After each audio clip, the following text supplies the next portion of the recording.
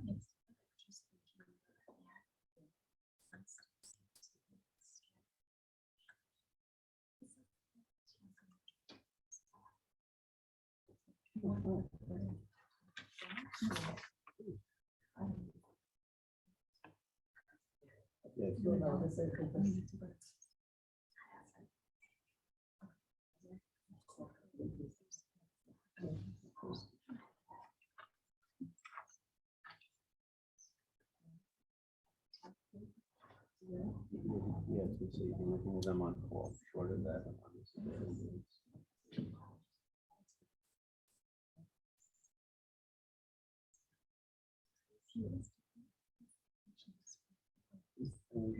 Sit down tonight and talk about. No, I'm totally. No.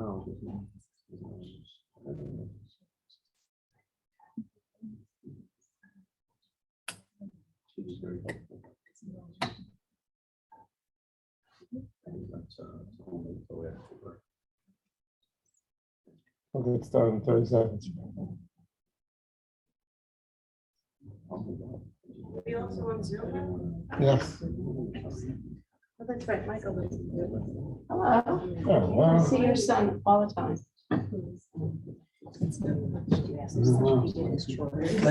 No, I don't check.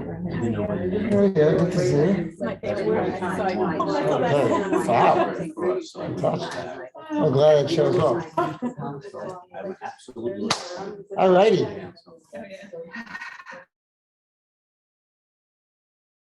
Sage advice, this is what it's about. I give you no advice. Thank you all for coming out tonight.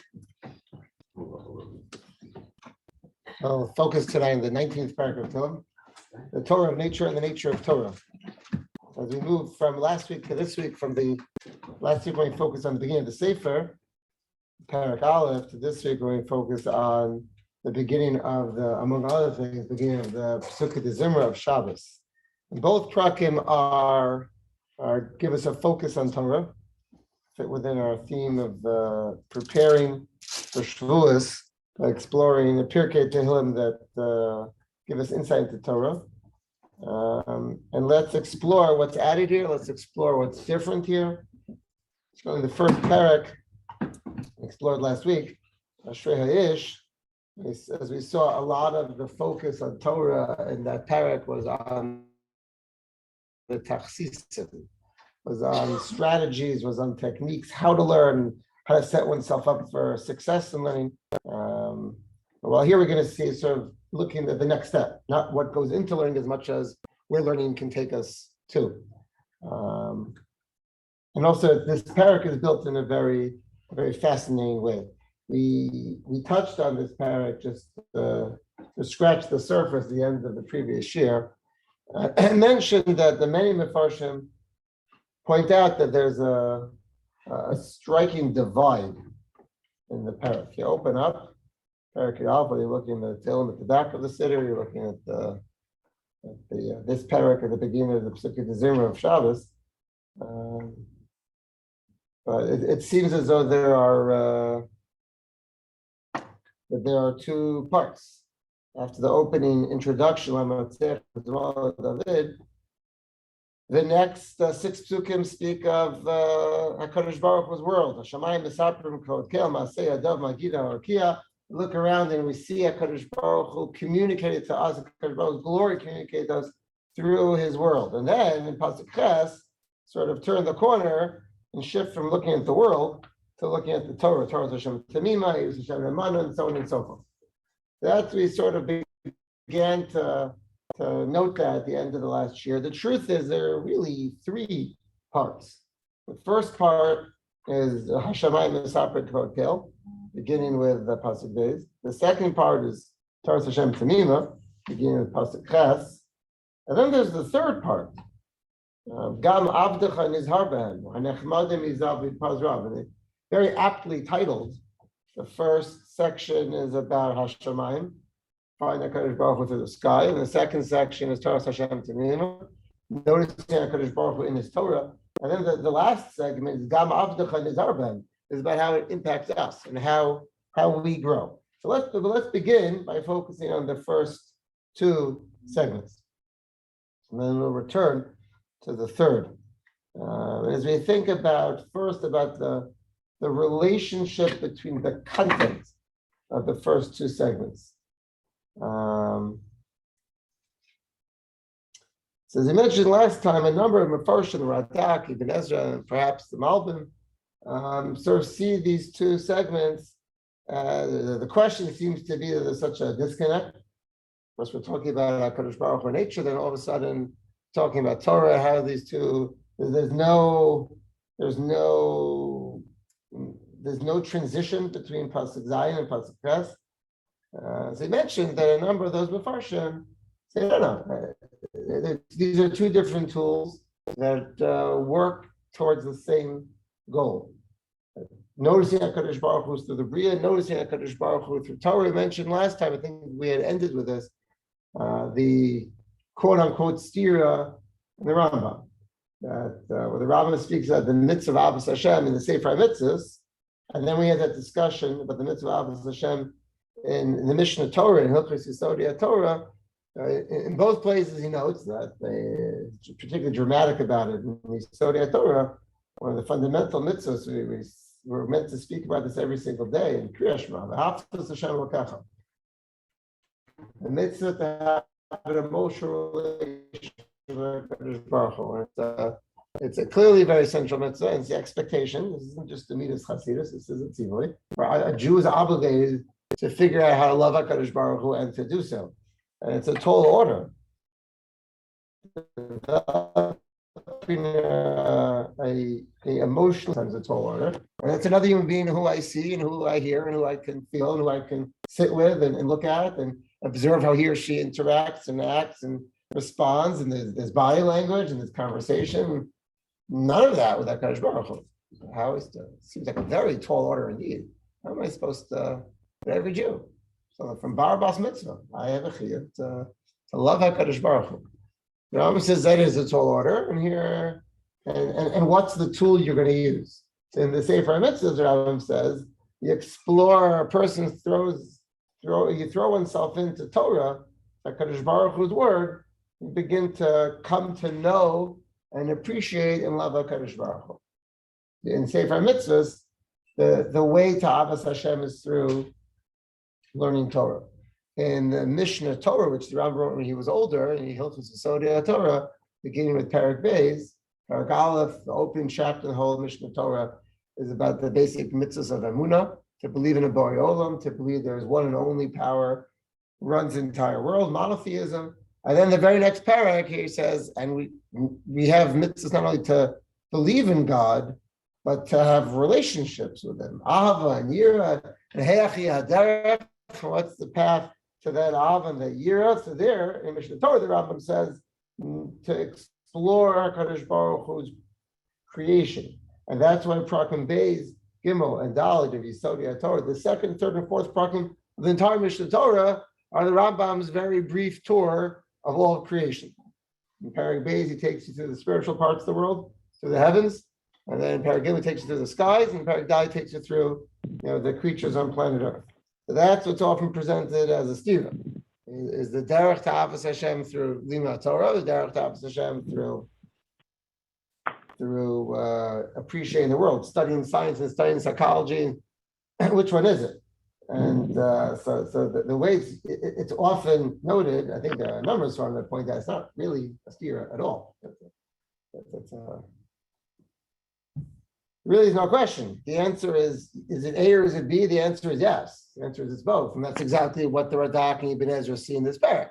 One can find HaKadosh Baruch Hu and come to love HaKadosh, recognize, appreciate, and even come to, as Ram says, come to love HaKadosh Baruch Hu and care about HaKadosh Baruch Hu through finding him in the Bria, Hashemayim Mesaprin Kokel, and one can come to know HaKadosh Baruch Hu and to appreciate HaKadosh Baruch Hu, and even to love HaKadosh Baruch Hu through his Torah. Torah is Hashem Tanima.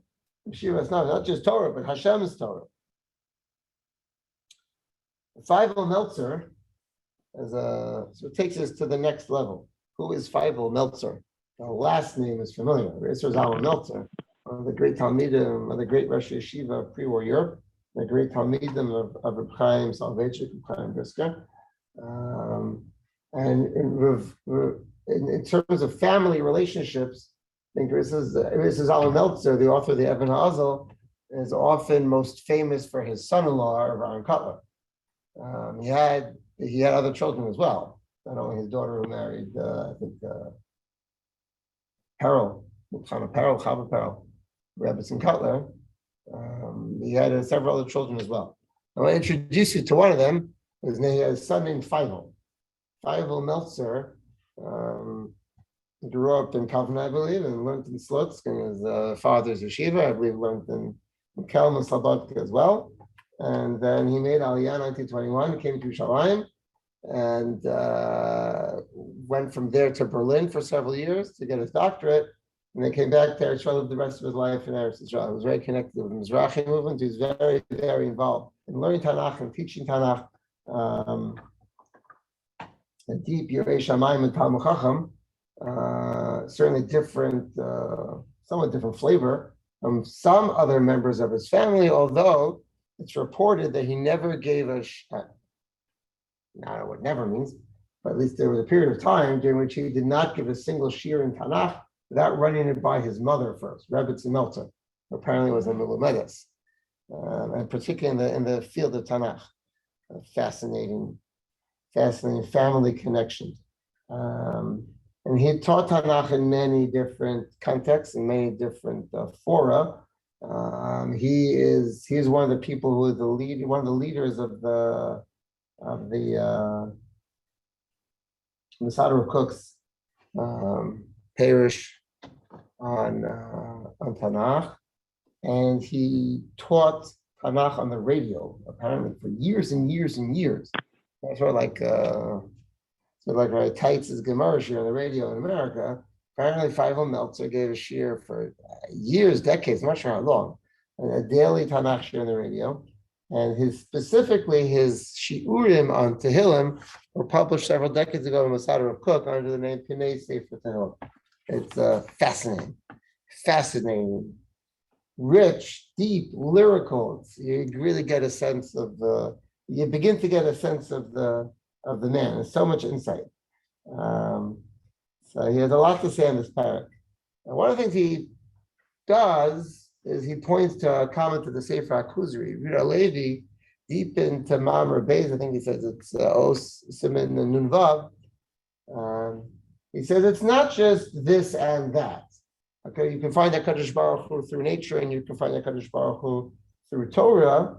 But a point that the Malvin develops extensively, Feivel Meltzer points out the Sefer HaKuzri already has, and that's there's a step up. Let's take a look inside, and you look at the psukim. Let's look first at this first segment. Shamayim Mesaprin Kokel Masei Adav Magida Rakia. The skies speak of the glory of HaKadosh Baruch Hu. The skies speak of Masei Yadav. You see HaKadosh Baruch Hu's handiwork. Yom Yom Abiyah Omer Laila El Chavadas. You see HaKadosh Baruch Hu in day and night. So this is the big picture of the sky as a whole. And then there's a focus as this first part of the parak continues. There's a focusing specifically on one item within the sky, and that is the sun. A specific focus on the sun and the last two psukim of this first segment, so poetic. Now Rav looks at the sky and he sees the sun going from east to west every single day, like a chassan leaving the chuppah, and like a racer running in a race. From one end, it traverses the sky from one end to the other. Nothing is hidden from the warmth of the sun. And in fact, we know that all energy, everything that happens physically on this world is powered by the energy that comes from the sun. Then the Kuzri says, as we're looking at the cosmos, specifically at the sky, then we're particularly drawn to the brightest light and the most powerful and most energetic, both literally and figuratively, element of the Bria, but that pales compared to Torah. Torah, which is a source of real Hashavas HaNefesh, Chachma. And then right away, the very first thing you hear is Torah Hashem Temima. The sun is very impressive. And the sun certainly is, in many ways, appreciating the sun might be the height of Hashemayim Mesaprin Kvod Kel, the opening pasuk of that first segment. To know HaKadosh Baruch Hu, to hear the world, and specifically the sky, so to speak, to hear the sky telling you of HaKadosh Baruch Hu, and specifically appreciating the sun. And yet that pales compared to Torah Hashem, which is Tamima, and which is Me'iras Einayim. The or of Torah is far greater, the Sefer HaKuzri writes, than finding HaKadosh Baruch Hu in the Bria, and even in the sun. So it's not just a question of this and also that, and there are different tools and methodologies, modalities for finding HaKadosh Baruch Hu, and that's certainly true. But at the same time, nature is a very powerful way to find HaKadosh Baruch Hu, but Torah is so much more so.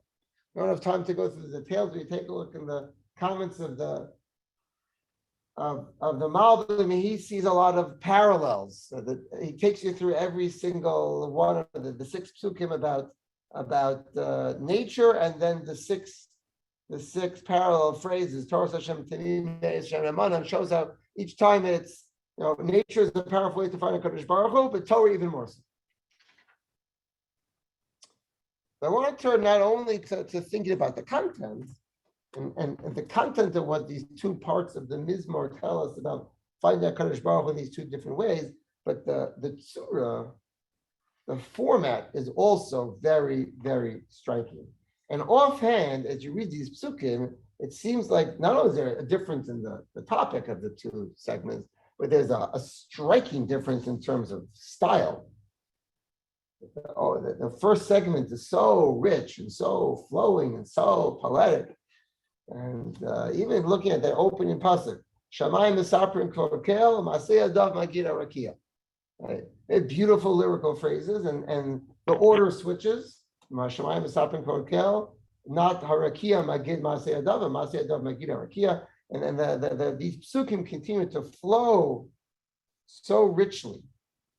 Then, as soon as you shift from pasuk Zayin to pasuk Ches, not only does the topic shift from nature to Torah, but the style totally shifts. It's regimented, staccato. Torah Hashem Temima, Meshivas Nafesh. It's the same exact style, 6 times in a row.